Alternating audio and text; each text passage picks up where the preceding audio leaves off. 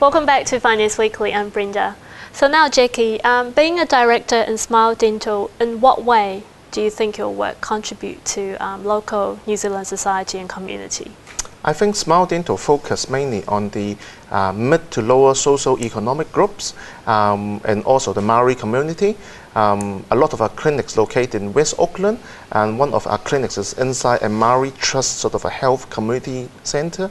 And so we managed to secure contract with the government, provides like emergency pain relief contracts, which resident in the northern and the western part of Auckland, they only pay $40 towards their dental treatment, and then the government will subsidize the rest, and then we can provide quality services for the needy people.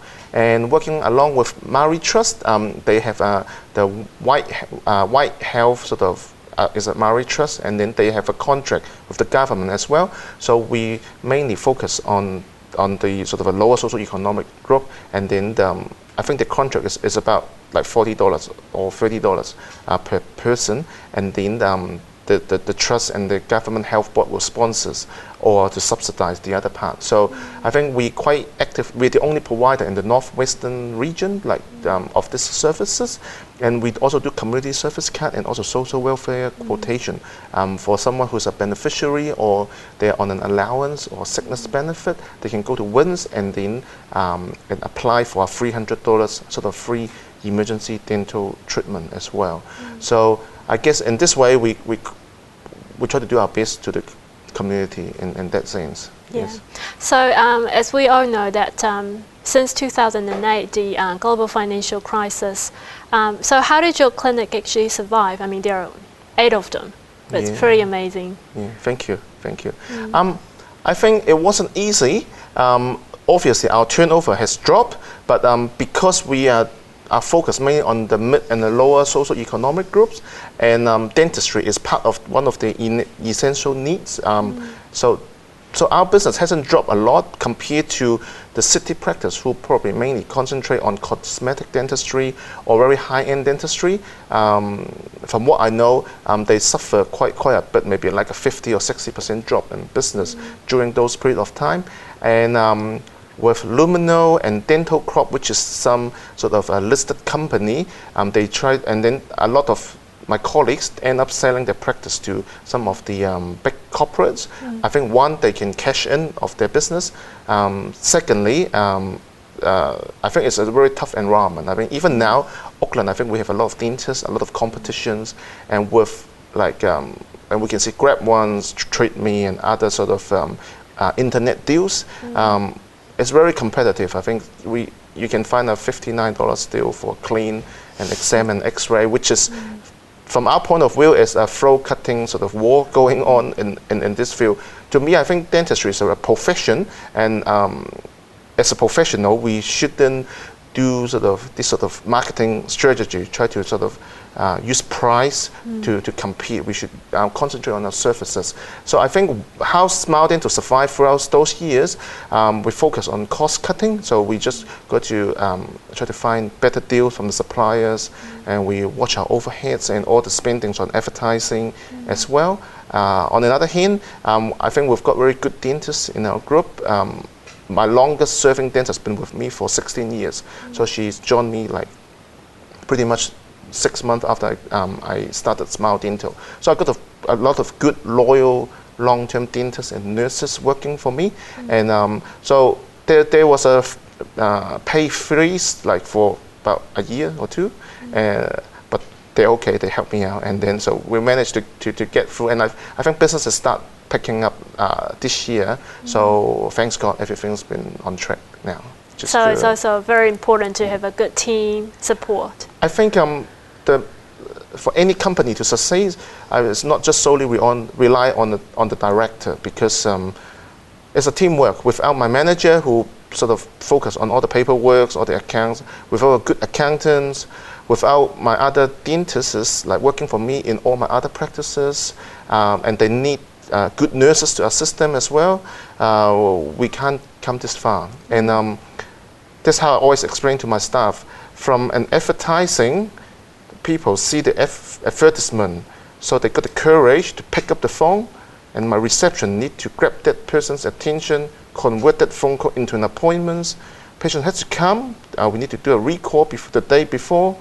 And when the patients come, then the team of the dentists and the nurses got to provide professional services, quality, and we need to use good materials. We need to give good environments for them that make them feel comfortable. And dentistry is not a one-off sort of services. People come in, we want them to be our long-term customers as well.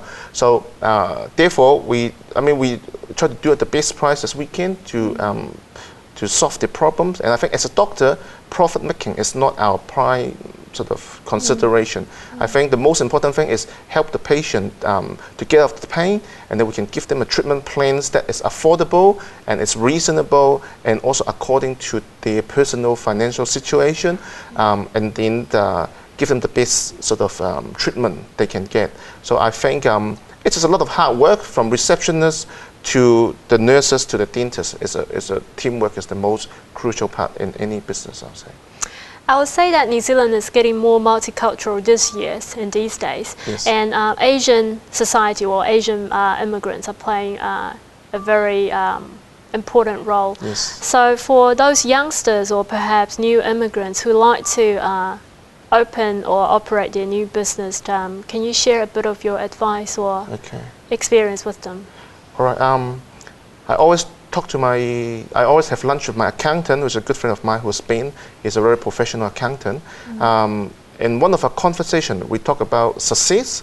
I think success, you shouldn't compare with other people, which is different profession or with different age as well. I mean, you need to compare to the people with the similar family background, similar qualification, similar sort of industry. Then you can possibly to sort of compare whether you're successful or not. And I think, as I said in the prize giving evening, everyone has an enterprise to run, which is their time, their life, their families, work, relationships, their mind and their soul as well. And the most important part is their body as well. So, I mean, yes, you can work very hard, try to be successful, but on the other hand, you're going to trade off your health, sometimes your family, or sometimes your relationship with your partners. So I think to be successful, you have to be all-rounded, and your focus shouldn't be put on the profit or the money side, because I think we live on this earth is not to make money, because money never loves us. Only people love money, and which is a very sad thing. People just focus on, oh, why you're good? Because you make a lot of money, you drive a nice car, which to me it doesn't mean anything. I'd rather to see someone doing a business with integrity, which provide good customer service to their clients. Even sometimes we make a loss to a patient. I mean, if we promise something, if it ends up going to cost more than what we expected, we'll swallow the cost, because I think the good names is more important than the wealth part. So this is how I run my business. So I think customer service is very important. Without good customer service, people is not going to come back. And just like any other business, you've got to keep your front door open as wide as you can, and also close your back door as well. Because people can just come in once and then walk out on the other end of your business. So so you could have a very welcoming environment, and you could have a good price for your products or your services, and also able to maintain them as your loyal customer. And I think that's very crucial in running a business. And encouragement, I'll say it is a challenging economies, and I think different industry have different sort of challenges to face. But I always think there's always people going to excel and also be the top 5%. So my belief is you always aim to be the top 5% in your industry, then you'll be successful. So even someone who washes dishes, if you wash quicker than the other person, if you work harder, if you're more loyal to your boss, and you'll be better off than the person next to you. That's my belief. So I think hard working is very important, and I encourage. I think these generations, with I don't know what generation, probably a Z or double Z generation, people just lose concentration so easily. When they go to website, they just click, and then move on. People just not able to focus on their references or their aim point, and then press hard on it. I think I've worked really hard for about 10 years, and then get all my 8 practices. Then because I'm one step faster than my colleagues or than other people among my age, and that's why I end up I got a good names and also got my business here. So my advice is start early, prepare for hard work, and as long as you're half a step faster than your colleagues, than your classmate, you'll be successful in 5-10 years time. So after winning the Outstanding Entrepreneurship Awards, what's your ambition or goal for the rest of the year? I think my goal for the rest of the year will be pursue my career in flying. I know my parents doesn't really support that. To be honest, I've been going to semi-retirement a few years ago already, and I started my flying career back in year 2004. I think it's a dream, and I think we only live once, and life is too short to be a dentist or just to find money. So my passion is in flying and maybe church work as well. So I wish this year will be my last year of pursuing my flying career.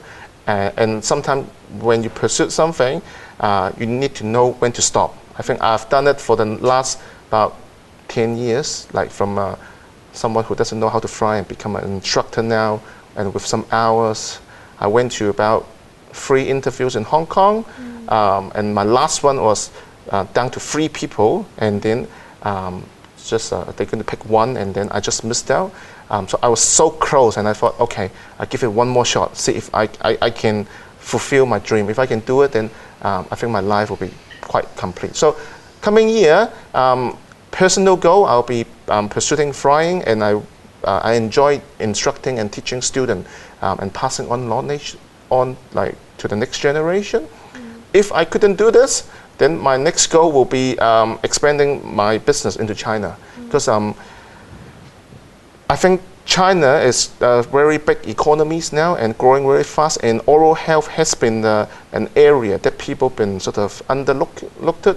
So I'll see a lot of potentials in China, and also they need quality services and people well trained as well. I think New Zealand has a good reputation in dentistry, and therefore I wish if I'm not pursuing career into aviation, my next goal will be see if I can get into Shanghai or Beijing and start up some clinics, and then hopefully we'll use the same model that we have in Auckland and copy this sort of business model into China. And I wish one of the goals is to provide more education and also overseas experience for the Chinese dentists and back in my mainland, and then maybe get them over to New Zealand to look at how we operate and go them and help them to open their own business as well under the same franchise, maybe Smile Dental or other franchises. And at the end of the day, again, it's not about profit making. It's about, probably it's like a dream that you want to provide a good services to the local people back in the hometown. And I think, yeah, that's what I'm trying to do probably in the next year or maybe in the next 5-10 years. All right, thank you, Jacky. Thank you very much. Thank you, Brenda. Thank you for watching Finance Weekly. We'll see you next week the same time.